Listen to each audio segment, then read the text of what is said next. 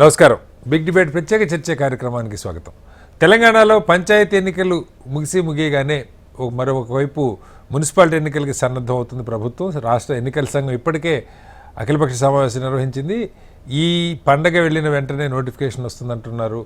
ఫిబ్రవరి మొదటి వారం లేదంటే రెండో వారం కల్లా ఎన్నికలు పూర్తవుతాయి, మున్సిపల్ ఎన్నికలు అంటున్నారు. ఆ వెంటనే మండల పరిషత్ ఎన్నికలు అలాగే జిల్లా పరిషత్ ఎన్నికలు నిర్వహించడానికి ఎంపీటీసీ జెడ్పీటీసీలకి రాష్ట్ర ప్రభుత్వం సన్నద్ధం అవుతున్నట్టుగా ఉంది. కేంద్ర ప్రభుత్వం 15th ఫైనాన్స్ కమిషన్ ద్వారా అందించేటువంటి నిధులు మురిగిపోకుండా చూడటమే లక్ష్యమా, లేదు ఎన్నికైనటువంటి కమిటీల కాలపరిమితి పూర్తయింది, వేగంగా ఎన్నికలు జరపాలి, స్థానిక పరిపాలనని బలోపేతం చేయాలని ఆలోచన ప్రభుత్వానికి ఉంది. దాని మీద ఇవాళ బిగ్ డిబేట్లో చర్చలో మనతో పాటు బండారు రామ్మోహన్ రావు గారు సీనియర్ రాజకీయ విశ్లేషకులు వారు ఉన్నారు. అలాగే లక్ష్మణ నరసింహారెడ్డి గారు బీఆర్ఎస్ పార్టీ సీనియర్ నాయకులు ఉన్నారు. మరి కాసేపట్లో అమర్నాథ్ గారు భారతీయ జనతా పార్టీ నాయకులు, అలాగే నుమాన్ గారు కాంగ్రెస్ పార్టీ నాయకులు, ఏఐసీసీ కోఆర్డినేటర్ వారు కూడా జాయిన్ అవుతారు. ముందుగా రామ్మోహన్ రావు గారు నమస్కారం. నమస్కారం. రామ్మోహన్ రావు గారు, మనకి పంచాయతీ సర్పంచ్లు వార్డు మెంబర్లు ఎన్నికలు పూర్తయిపోయాయి. ఆ పాలక మండల వివరాలన్నీ కూడా 15th ఫైనాన్స్ కమిషన్కి పంపించారు. మనం విన్నది అది. దాదాపుగా ఆ నిధులు మురిగిపోకుండా చూసుకోవటం లక్ష్యంగా రాష్ట్ర ప్రభుత్వం అంటే స్టేట్ ఎలక్షన్ కమిషన్ ఎన్నికలు నిర్వహించిందని. కానీ ఆ ఎన్నికల్లో ఊహించిన మంచి ఫలితాలే అధికార పక్షానికి వచ్చినాయి. ఆ ఉత్సాహంలో ఇటు మున్సిపాలిటీలు మండల పరిషత్తులు రెండు కూడా మార్చి మొదటి వారం కల్లా పూర్తి చేసేయాలన్న ఉత్సాహంతో ఉన్నారు అన్న వార్తలు వింటా ఉన్నాం. ఏంటి అది సాధ్యమేనా? రెండు పెట్టేస్తారా? 42% రిజర్వేషన్ అయితే అవకాశం లేదు. ఒక సుప్రీంకోర్టులో కేసు ఉంది, రాష్ట్రపతి దగ్గర బిల్లు పెండింగ్, ఇవన్నీ మనం కొన్ని నెలలుగా ఫైట్ జరిగినా దానిలో పెద్ద మార్పు రావట్లా. ఎలా ప్రభుత్వం ముందుకు ఏ రకం ముందుకు వెళ్తుంది అనుకుంటున్నారు? శ్రీనివాసరావు గారు, మీకు అట్లాగే ప్యానల్ మిత్రులకు, హెచ్ఎంటీ ప్రేక్షకులకు నమస్కారం. ఆల్మోస్ట్ ఆల్ గ్రామీణ పరిపాలన 2 సంవత్సరాలకు కుంటుపడ్డది. పంచాయతీ ఎన్నికలు అయితే 2 సంవత్సరాల తర్వాత జరిగినట్టు లెక్క. యాక్చువల్గా 2024 జనవరికి అయిపోయింది కనుక ఈ కొత్త పాలక వర్గాలు మొన్న డిసెంబర్ లోనే కొలువుదీరినాయి. చెప్పంటే కొత్త సర్పంచులు, కొత్త వార్డు మెంబర్లు వచ్చారు. మీరు అన్నట్టే ప్రభుత్వానికి ఇంతకంటే పెద్దగా ఆశపడాల్సిన అవసరం లేదు. ఎందుకంటే పార్టీ రహిత ఎన్నికలు కనుక ఏదైనా సరే ఏదోట్లో ఇన్న మాదే దూడా అనే పరిస్థితి గతంలో ఉండేది. కానీ అట్లా లేదు కదా, డైరెక్ట్ గా పార్టీ కండువాలు కప్పుకొనే మరి ప్రచారం చేశారు. 56% కాంగ్రెస్, ఒక 27% బీజేపీ బీఆర్ఎస్, ఒక 5-6% కాంగ్రెస్ మన బీజేపీ, 10-15% ఇండిపెండెంట్లు ప్లస్ ఏకగ్రీవాలు కలిసి మొత్తం మీద 100 నిండినాయి. కానీ వీళ్ళు 60-70 అంటున్నారు, వీళ్ళు 30-40 అంటున్నారు. మొత్తం మీద ఏదైనా సరే పంచాయతీ ఎన్నికల్లో ప్రభుత్వానికి నష్టం ఏం జరగలేదు, కాంగ్రెస్ పార్టీ నష్టం జరగలేదు. దీన్ని ఆసరా చేసుకుని నేను అనుకున్నానంటే ఎంపీటీసీ జెడ్పీటీసీ ఎన్నికల సిల్సిల వరుసగా 3 అంచెలలో ఒక అంచె పూర్తయింది, పంచాయతీ మెంబరు సర్పంచ్. రెండో అంచె ఎంపీటీసీ ఎంపీపీ ప్రెసిడెంట్ ఎన్నిక, మూడో అంచె జిల్లా పరిషత్ ప్రెసిడెంట్. ఈ రెండు కూడా ఈ 2 అంచెలలో పార్టీ పరంగా జరుగుతాయి. మొత్తం మీద పార్టీ పరంగా జరగకపోయినా కొంతవరకు అటు ఇటు చెప్పించారు. కానీ అట్లా ఉండదు. పార్టీ టికెట్ ఇస్తారు, టికెట్ల పరంగా ఉంటారు, ఎవరు ఓడినా స్పష్టంగా పార్టీ పరంగా తెలుస్తాయి, బీఫామ్లు ఉంటాయి. కనుక ఇష్టమైందే కానీ చేస్తే బాగుంటది అనుకున్నాం.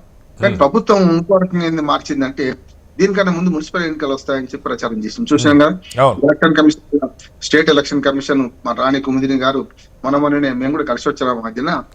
మొన్ననే మళ్ళీ కొత్తగా ఏమన్నారంటే ఈ మున్సిపల్ వార్డుల విభజన చేసేయండి తొందరగా.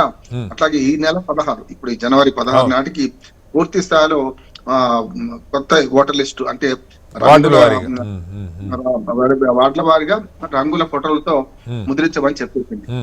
అంత నాకు అర్థమైందంటే దీనికంటే ముందు పంచాయతీ మన ఎంపీటీసీ జెడ్పీటీసీ కన్నా ముందు ఈ మున్సిపల్ ఎన్నికలు వస్తాయని అనుకుంటున్నాను.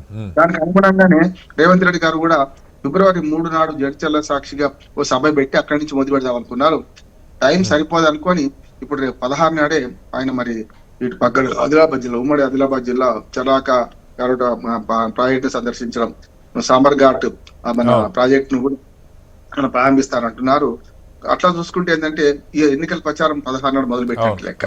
సరే 17-18 ఓ రకంగా లక్షలాది మంది గిరిజన జాతరకు వచ్చే సమ్మక్క జాతర పోతున్నారు కనుక అది ముందస్తుగా గద్దెలను ప్రారంభించడం వాటి వల్ల ఒక రకంగా ఎలక్షన్ సభ లాగే జరుగుతుంది. అది కూడా అనుకున్నాను నేను.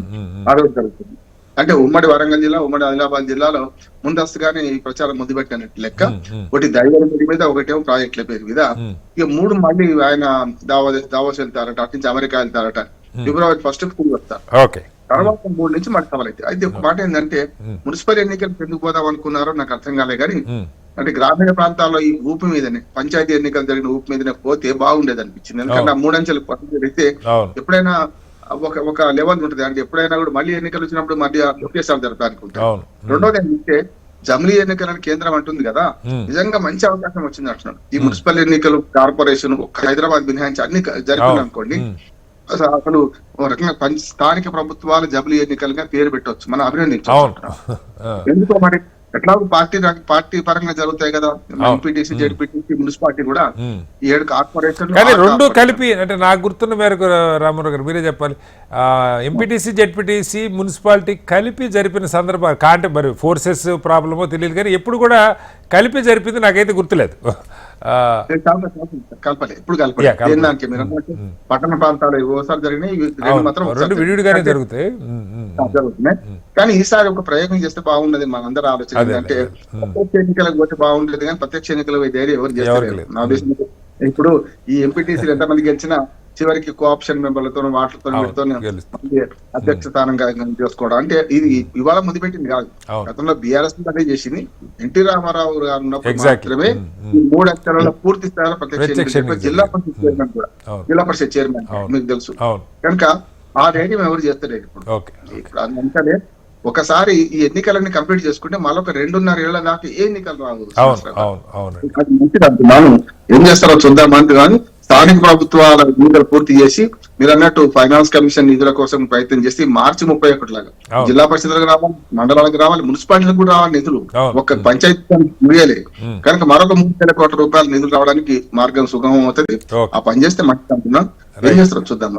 లక్ష్మణ్ రెడ్డి గారు, అటు రేవంత్ రెడ్డి గారు ప్రచారం స్టార్ట్ చేస్తుంటే బీఆర్ఎస్ నాయకులు కూడా కేటీఆర్ గారు, హరీష్ గారు ఆల్రెడీ ఫీల్డ్లో తిరుగుతున్నారు. మున్సిపల్ ఎన్నికలు దృష్టిలో పెట్టుకునే ప్రచారం పనిలో పనిగా బహుశా మొన్న బీజేపీ కొంత సీట్లు సాధించింది అనుకున్నారేమో, 5 నుంచి 10% వాళ్ళు పంచాయతీలు గెలిచారు. ఇంకా ఎక్కువ కూడా అంటే సరే ఎవరికాళ్ళు క్లెయిమ్ చేసుకుంటున్నారు, అది వేరే విషయం అనుకోండి. ఇండిపెండెంట్లు వీటి కూడా కలుపుకొని ఏకగిరి వాళ్ళు కూడా కలుపుకొని బీజేపీ ఇది గాలివాటమే, బీజేపీ బలం గాలివాటమే ఒక ప్రకటించారు. చాలామంది నమ్మేది బీజేపీకి ఇంకా గ్రామీణ ప్రాంతాల్లో పెద్దగా బలం ఉన్నా లేకపోయినా పట్టణ ప్రాంతాల్లో వాళ్ళ ఉనికి, ముఖ్యంగా తెలంగాణలో ఎప్పటి నుంచో కాస్త ఆర్ఎస్ఎస్ బలంగా ఉన్నటువంటి ప్రాంతాలు వాళ్ళు స్ప్రెడ్ అవుతున్నవి. మంత్రులు, ఎమ్మెల్యేలు గెలుస్తూ ఉన్నారు, ఎంపీలు 8 మంది ఎంపీలు గెలుచున్నారు. అంటే ముందు జాగ్రత్త పడదలుచుకున్నారా? బీజేపీని కొంచెం గట్టిగానే వాళ్ళ బలం గాలివాటం అన్నమాట కేటీఆర్ గారు మాట్లాడటం అంటే ఎట్లా అసలు మున్సిపల్ ఎన్నికలకి పార్టీ గుర్తింపు జరుగుతాయి, ఇది ఎవరు క్లెయిమ్ చేసుకోవడానికి అయితే వీలు కాదు. ఎలా ఉండే అవకాశం ఉంది లక్ష్మణ్ రెడ్డి గారు? ముందుగా ప్యానెల్ లో పాల్గొంటున్నటువంటి మిత్రులందరికీ అదేవిధంగా హెచ్ఎంటీవీ లక్ష్మణ్ రెడ్డి గారు, మీరు ట్రావెల్ చేస్తున్నారు, అవకాశం ఉంటే కొంచెం కారు పక్కగా ఆపుకోండి, సిగ్నల్ బ్రేక్ వస్తుంది. ఓకేనండి, మాట్లాడండి. Yes, go ahead. ముందుగా ప్యానెల్లో పాల్గొన్నటువంటి సభ్యులకు అదేవిధంగా హెచ్ఎంటీవీ ప్రేక్షకులకు నమస్కారాలు తెలియజేస్తా ఉన్నాను. ఓకే, ఏదైతే మీరు చెప్పినారో గడిచినటువంటి 5 సంవత్సరాలలో అంటే మున్సిపల్ కాల వ్యవధి ఏదైతే ఉన్నదో 2019 నుంచి 2024 వరకు ఏదైతే కాల వ్యవధి ఉన్నదో, మరి ఆ కాల వ్యవధిలో బీఆర్ఎస్ ప్రభుత్వ హయాంలో భారతదేశంలో ఎక్కడ ఏ మున్సిపాలిటీలలో లేనంత అభివృద్ధిని మనం తెలంగాణలో చూడడం జరిగింది. అంటే భారతదేశ వ్యాప్తంగా 4,354 మున్సిపాలిటీలు ఉంటే మన తెలంగాణలో దాదాపు 123 మున్సిపాలిటీలల్లో అద్భుతమైనటువంటి విపరీతంగా పెంచేశారు మున్సిపాలిటీల సంఖ్య. మున్సిపాలిటీల సంఖ్య పెంచడము అంటే ఆ ప్రాంతాన్ని బట్టి, ఆ ప్రాంతం యొక్క అవసరాన్ని బట్టి మున్సిపాలిటీలను పెంచడం జరిగింది. ఎందుకంటే అక్కడ పట్టణ వాతావరణం ఏర్పడ్డ దగ్గర మున్సిపాలిటీలను ఏర్పాటు చేసినటువంటి సందర్భం ఉన్నది. అయితే నేనేమంటున్నానంటే మున్సిపాలిటీల గతంలో బీఆర్ఎస్ హయాంలో పట్టణ ప్రగతి అనేటువంటి ఒక బ్రహ్మాండమైనటువంటి ప్రోగ్రామ్ తీసుకురావడం జరిగింది. అంటే గ్రామీణ ప్రాంతాలలో పల్లె ప్రగతి, అదే విధంగా పట్టణ ప్రాంతాలలో పట్టణ ప్రగతి అని ఒక బ్రహ్మాండమైనటువంటి అభివృద్ధి కార్యక్రమం అయినటువంటి ఒక ప్రోగ్రామ్ ను తీసుకురావడం జరిగింది. అయితే దాంట్లో అనేకమైనటువంటి అభివృద్ధి కార్యక్రమాలు ఈ రోజు మరి మున్సిపాలిటీల యొక్క వాళ్ళ యొక్క కాల పరిమితి అయిపోయిన తర్వాత ఈ ప్రభుత్వము మున్సిపాలిటీలను గాలికి వదిలేస్తే వాళ్ళ యొక్క స్థితిగతులు చూస్తే చాలా ఘోరంగా ఉందండి ఈ రోజు పరిస్థితి. ఎందుకంటే స్వయంగా ముఖ్యమంత్రి గారే మున్సిపల్ శాఖ మంత్రి. ఓకే. వారు ఒక్కరోజు కూడా ఈ మున్సిపాలిటీల మీద సమీక్ష నిర్వహించకపోవడము, మున్సిపాలిటీల యొక్క స్థితిగతుల పైన ఆరా తీయకపోవడము, అక్కడ ఏం జరుగుతుంది, ఆ మున్సిపాలిటీలో కావాల్సినటువంటి మౌలిక వసతుల సంగతి ఏంది అనేది పట్టించుకోకపోవడము దుర్మార్గమైనటువంటి చర్య. ఎందుకంటే పట్టణ ప్రగతి కింద అర్బన్ డెవలప్మెంట్ ప్రోగ్రామ్స్ అని చెప్పి చాలా రకాలైనటువంటి ప్రోగ్రామ్స్ తీసుకున్నారు. దాదాపు 4,304 కోట్ల రూపాయల అభివృద్ధి పనులు చేయడం. డిబేట్ ఎస్ నరసింహారెడ్డి గారు కంప్లీట్ చేయండి. అంటే ఏంటి మున్సిపాలిటీల్లో పంచాయతీల్లో అనుకున్న స్థాయిలో ఫలితాలు రాలేదు. సరే, సెకండ్ ఆల్టర్నేటివ్ మీరే ఉన్నారు కానీ బీజేపీ కంటే అంటే పంచాయతీల్లో అనుకూలమైనటువంటి స్థానాలు రాలేదు అనేది మాట అవాస్తవం. ఎందుకంటే ఈ రోజు అధికార పార్టీ కేవలము 50% పరిమితం. ఎందుకంటే గతంలో 2019లో ఏదైతే మున్సిపాలిటీల ఎన్నికలు జరిగినప్పుడు 90% పైగా ఈ మున్సిపాలిటీలను దక్కించుకుంది బీఆర్ఎస్ పార్టీ. 109 మున్సిపాలిటీల చైర్మన్ స్థానాలు బీఆర్ఎస్ పార్టీ దక్కించుకుంది. ఇవాళ ఆ పరిస్థితి లేదు కాంగ్రెస్ పార్టీ. నేనేమంటున్నానంటే 5 సంవత్సరాల బీఆర్ఎస్ పాలనలో మున్సిపాలిటీలు దాదాపు 14,208 కోట్ల రూపాయల అభివృద్ధి పనులు చేయబడ్డవి. దానికి తోడు అదనంగా ఒక 47 మున్సిపాలిటీలకు 879 కోట్లు ఇచ్చారు అర్బన్ ఇన్ఫ్రాస్ట్రక్చర్ డెవలప్మెంట్ ప్రోగ్రామ్స్ కింద. ఒక 138 మున్సిపాలిటీలకు 2,780 కోట్ల రూపాయలు ఇచ్చిరు. ఎందుకంటే అప్పుడు మున్సిపల్ శాఖ మంత్రిగా ఉన్నటువంటి గౌరవ పెద్దలు కేటీఆర్ గారు ఒక ఆలోచనతోటి, ముందు చూపుతోటి, మరి పట్టణాలు బాగుండాలి, పట్టణాలు దేశంలో ఉన్నటువంటి మిగతా పట్టణాలతోటి పోటీ పడే విధంగా ఉండాలని చెప్పి అనేకమైనటువంటి కొత్త పథకాలను తీసుకొచ్చి కొత్త ప్రోగ్రామ్స్ ని ఇన్నోవేట్ చేసినటువంటి పరిస్థితి ఉన్నది. కానీ ఇప్పుడు ఉన్నటువంటి పరిస్థితులలో మరి ఈ ప్రభుత్వంలో ఉన్నటువంటి గౌరవ పెద్దలు ముఖ్యమంత్రి గారు వారి దగ్గరనే మున్సిపల్ శాఖ ఉన్నది, కానీ ఒక్కనాడు ఆ శాఖ మీద సమీక్ష లేదు, మరి ఆ శాఖ మీద ఆలోచన లేదు, ఆ శాఖలో ఏం జరుగుతుందో కూడా ఇలా తెలుసుకునేటువంటి పరిస్థితి లేదు అని చెప్తున్నాను. ఒక్క విషయం చెప్తాను.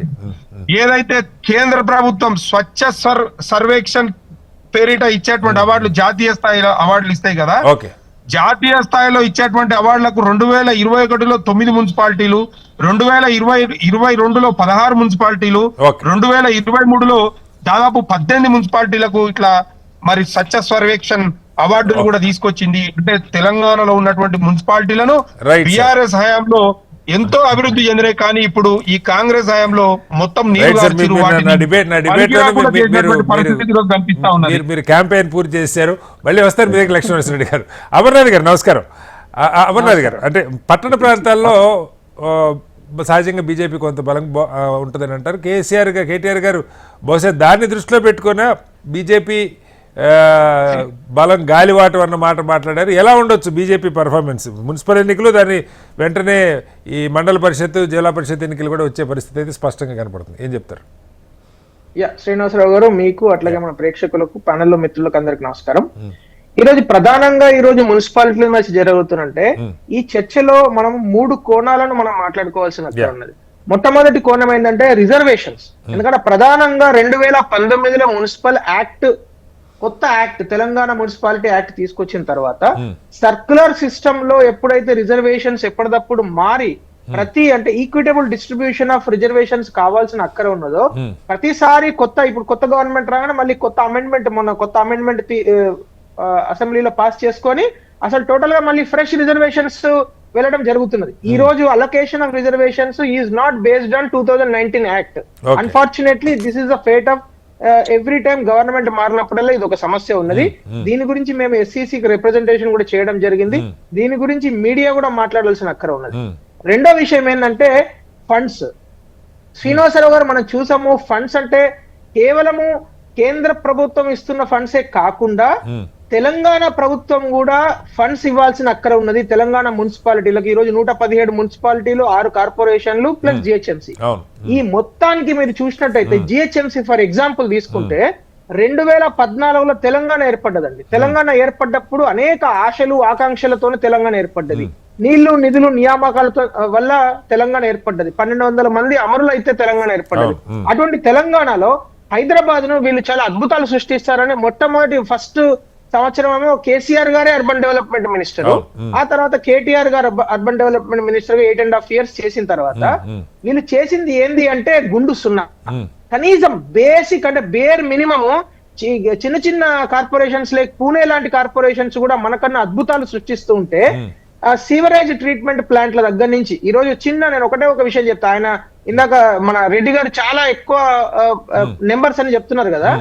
ప్రతిరోజు జిహెచ్ఎంసీలో 2050 MLDల మురుగునీరు వస్తూ ఉంటే ఈ రోజుటికి కూడా అన్ఫార్చునేట్లీ నేను చెప్తున్నా ఈ రోజుటికి కూడా 50% కూడా సీవరేజ్ ట్రీట్మెంట్ చేసుకోలేనంత దారుణమైన పరిస్థితులలో తెలంగాణలో హైదరాబాద్ అనే ఒక గ్లోబల్ సిటీ ఉండడం అనేది చాలా సిగ్గుచేటండి.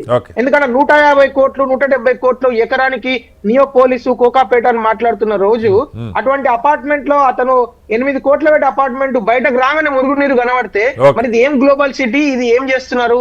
ఈ రెండు పార్టీలు దొందే అన్నట్టు పనిచేస్తున్నాయి. ఈ విషయం మూడో కోణం ఆవిష్కరించుకోవాల్సిన మన అక్కర ఉన్నది ఏంటి అంటే తెలంగాణ ప్రభుత్వంకు మున్సిపాలిటీ మీద కార్పొరేషన్స్ మీద, ఎందుకంటే Telangana is third largest urbanised state in the country.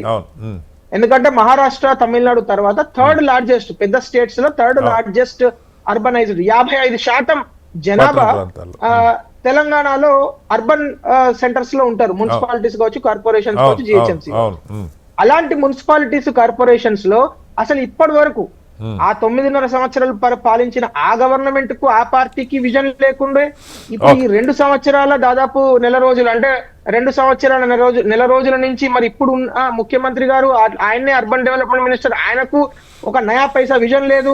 కనీసం ఫ్యూచర్ సిటీ అని అదేదో ఎట్లా ఉంటుందంటే చిన్నప్పుడు మేము ఓస్త్రీ రేపురా అని ఇంటి ముందర రాసుకుంటే ప్రతిరోజు దయ్యం వచ్చి రేపు వస్తుందంట. అట్లా ఫ్యూచర్ సిటీ ఏ రోజు అడిగినా ఫ్యూచర్ సిటీ, అది ఎప్పటికీ ఫ్యూచరే, అది ఎప్పుడు కూడా ప్రజెంట్ లోకి రాదు. సో అటువంటి దౌర్భాగ్యమైన పరిస్థితులలో ఈ రాష్ట్ర ముఖ్యమంత్రి గారి యొక్క విజన్ ఉన్నది. ఎందుకంటే వారు పదే నా విజన్ అని మాట్లాడుతున్నారు. వారు ఇప్పటి వరకు నేను మీకు కాంగ్రెస్ పార్టీ ముత్తులు మాట్లాడబోతున్నారు కాబట్టి 2 ప్రశ్నలండి. మొదటి ప్రశ్న ఏంటంటే వీరే అంటే మన ముఖ్యమంత్రి గారు 2024 బడ్జెట్ సందర్భంగా ఫ్యూచర్ సిటీ ఈ రాష్ట్రంలో మున్సిపాలిటీలు కార్పొరేషన్ల మీద నాకు ఒక అద్భుతమైన విజన్ ఉన్నదని చెప్పిన ముఖ్యమంత్రి గారు ఇప్పటి వరకు మున్సిపాలిటీస్ లో అంటే 117 మున్సిపాలిటీలు, 6 కార్పొరేషన్లు, 2000 స్క్వేర్ కిలోమీటర్ల జిహెచ్ఎంసీ పక్క పెడతారు. ఈ 2 మాట్లాడుతుంది. జిహెచ్ఎంసీ ఇప్పుడు దీనిలో భాగం కాదు కాబట్టి సార్ నా ప్రశ్న కంప్లీట్ చెప్పండి. ఇంత పెద్ద స్పేస్ లో ఇంత ప్లేస్ లో వారు కనీసం ఒక గోడ కట్టారో అడుగుతున్నాను. ఒక గోడ ఏం అడుగుతున్నాను నేను, ఒకటే గోడ. రెండో ప్రశ్న ఏంటంటే మున్సిపాలిటీ యాక్ట్ ఇప్పుడు ఏదైతే మొన్న అమెండ్మెంట్ చేశారో మరి అమెండ్మెంట్ చేసినప్పుడు మీరు బడ్జెట్ రిస్ట్రిక్షన్స్ అంటే బడ్జెట్ లో ఖచ్చితంగా మున్సిపాలిటీలో ఇంత బడ్జెట్ ఇవ్వాల్సిందే అంటే సపోజ్ 3 లక్షల మంది జీవిస్తున్న ఒక మున్సిపాలిటీకి minimum government of Telangana and government of India ఇంత పెట్టాల్సిందే తలసరి నిధులు తలసరి ఖర్చు. సార్ మొత్తం ప్రపంచంలో ప్రతి మున్సిపాలిటీ కార్పొరేషన్స్ లో ఇదొక వ్యవస్థ ఉన్నది సార్. అంటే అక్కడ ఏదైతే వెల్త్ జనరేటర్ లో ప్రాపర్టీ ట్యాక్స్ కావచ్చు, లేకుంటే రియల్ ఎస్టేట్ నుంచి వచ్చే స్టాంప్ డ్యూటీస్ కావచ్చు, ఇవన్నిట్లలో ఒక మేజర్ పర్సంటేజ్, ఎందుకంటే మున్సిపాలిటీస్ లో కార్పొరేషన్స్ లో ఇన్ఫ్రాస్ట్రక్చర్ యొక్క రిక్వైర్మెంట్ ఎక్కువ ఉంటుంది. ఇది దిస్ ఇస్ నాట్ ఇప్పటి ప్రాక్టీస్ కాదు నేను చెప్పేది. ఇది అనేక సంవత్సరాలుగా ముంబై ఆక్ట్రాయ్ ట్యాక్స్ అట్లాంటివి కూడా మనం చూసాం. అంటే నేను పుట్టక ముందప్పటి నుంచి కూడా అవన్నీ ముంబైలో ప్రాబ్లీ రామ్మోహన్ రావు గారు ఇంకా కొంచెం చేయొచ్చు దాని విషయంలో. Octroi winner. సో ఇదంతా పెట్టుకొని డెవలప్ అయిన సిటీస్ మన దేశంలో కూడా ఉన్నాయి. బట్ అన్ఫార్చునేట్లీ ఏంటంటే ఈ గవర్నమెంట్ కావచ్చు, ప్రీవియస్ గవర్నమెంట్ కావచ్చు, ఒక విజన్ లేదు, వెల్త్ జనరేట్ చేసే కెపాసిటీ లేదు. మరి ఇప్పుడు ఏం చేయబోతున్నారు? ఈ 2 ప్రశ్నలకు కూడా సమాధానం చెప్పాల్సిన కోరుతున్నాను. నుమాన్ గారు 2 ప్రశ్నలు. సరే, ఇప్పుడు వీరు అడిగింది, అమర్నాథ్ గారు అడిగింది రాష్ట్రానికి ఎట్లయితే కేంద్రం నుంచి అది మీరు అంగీకరించవచ్చు, తక్కువ ఎక్కువ ఆర్గ్యుమెంట్ చేయొచ్చు, కానీ 42% ఇప్పుడు వస్తున్నాయి దగ్గర వాళ్ళకు వచ్చేటువంటి బడ్జెట్ సెస్సులు అయి రావనుకోండి, వీటి వరకు మామూలుగా బడ్జెట్లో చూపించే డబ్బుల వరకు దానిలో 42% షేరు అన్ని రాష్ట్రాలకి అక్కడ ఏ పార్టీ ఉందన్న సంబంధం లేకుండా వస్తుంది. అట్లా అది మీరు ఎంతనే డిసైడ్ చేయండి. ఒక రాష్ట్ర ప్రభుత్వ బడ్జెట్లో ఇదిగో ఇంత పర్సంటేజీ మున్సిపాలిటీలకు వెళ్తుంది, అక్కడ స్థానిక ప్రభుత్వాలు వాళ్ళ అవసరం దాన్ని దుర్వినియోగం కాకుండా మీరు చూడండి. కానీ ఆ నిధుల కేటాయింపు అన్నది స్పష్టత ఒకటి. రెండవది రిజర్వేషన్లు. సరే మీరు 42% అన్నారు, సాధ్యం కాలేదు. కానీ ఇప్పుడు వీటిల్లో కనీసం, ఎందుకంటే పట్టణ ప్రాంతాల్లో ఎస్సీ ఎస్టీ జనాభా కొంచెం తక్కువ ఉంటారు, ఆ మేరకు ఇది పెరగడానికి అవకాశం ఉంటుంది. అది యూనిఫామ్గా పెడతారా, అక్కడున్న పరిస్థితులు బట్టి స్థానికంగా రిజర్వేషన్ ఒకచోట బీసీకి ఎక్కువ ఒకచోట తక్కువగా అలా ఉండే అవకాశం ఉందా? రెండో పాయింట్. మూడవది, సరే పట్టణ ప్రాంతాల్లో మీరు ఏం అభివృద్ధి జిహెచ్ఎంసీ పక్క పెట్టండి, అది వచ్చినప్పుడు చూద్దాం. ఇప్పుడు ఈ మున్సిపాలిటీల కార్పొరేషన్లో ఏ మేరకు అభివృద్ధి జరుగుతోంది? గత ప్రభుత్వం ఇబ్బడిముబ్బడిగా మున్సిపాలిటీలు 10,000 జనాభా ఉంటే మున్సిపాలిటీ డిక్లేర్ చేశారు. చాలా చిన్న గ్రామీణ ప్రాంతాలు వారు అంగీకరించకపోవచ్చు, కానీ అక్కడ ఎలాంటి మౌలిక వస్తువులు లేవు పెద్ద. గతంలో కొంత జరిగినాయి, కొంత జరగల. ఈ 2 ఏళ్లలో మీరు ఏ మేరకు వాటి మీద ఫోకస్ చేశారు? Very good evening to you, Yeah. as well as all the panel members and viewers. చెప్పండి. సో ఏదైతే మున్సిపల్ ఎలక్షన్ గురించి మనం మాట్లాడుతున్నామో, మీరు అడిగినటువంటి 3 ప్రశ్నలు కూడా నేను సమాధానం చెప్తాను. చెప్పండి. నెంబర్ 1, రిగార్డింగ్ సెస్ గురించి తమరు ఏదైతే మాట్లాడుతున్నారో, ప్రభుత్వం వీఆర్ వెరీ క్లియర్. మాకు ఒక విజన్ ఉంది. తెలంగాణ రైజింగ్ అనే విజన్ తీసుకుని ప్యూర్ రేర్ అని చెప్పేసి రీజియన్స్ కింద డెవలప్ చేసుకుని ప్రతి ఒక్క మున్సిపాలిటీని డెవలప్ చేసే విధంగా ప్రభుత్వం ముందుకు వెళ్తున్నది. ఒక్కసారి విజన్ లేదని చెప్పేసి వారు అంటున్నారు, బీజేపీ వారు. మా విజన్ డాక్యుమెంట్ ఏదైతే ఉందో నేను మీకు పంపిస్తాను, నా నెంబర్ తీసుకొని మరి నేను I'm going to send this document to you. Please go through the document. It is a 500-page document.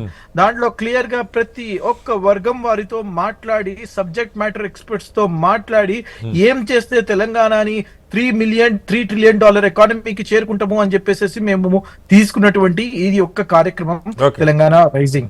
Future city గురించి తమరు ఏదైతే మాట్లాడుతున్నారో 100% మేము ఏదైతే తీసుకొస్తున్నామో దీంట్లో పెట్టుబడులు వచ్చి లెటర్ ఆఫ్ ఇంటెంట్స్ మాకు ఇచ్చి ఇక్కడ గ్రౌండ్ అవుతున్నాయి. మీరు చూసుకున్నటువంటి ప్రతి ఒక్క ప్రాజెక్ట్ ఇక్కడ రాబోతున్నది. ఇప్పుడు మీరు ఏదైతే రిజర్వేషన్స్ గురించి మాట్లాడుతున్నారో, 42% ఆఫ్ రిజర్వేషన్ ఫర్ బీసీస్ కావాలి అని చెప్పేసి మేము అసెంబ్లీలో తీర్మానం చేయడం జరిగింది. అది గవర్నర్ గారి దగ్గర ఉంది, వారు ఎప్పుడు అప్రూవ్ చేయలేదు. 9th షెడ్యూల్ లో యాడ్ చేయాలి అని అంటే బీజేపీ దాన్ని డిస్కషన్ చేయాలి పార్లమెంట్ లో.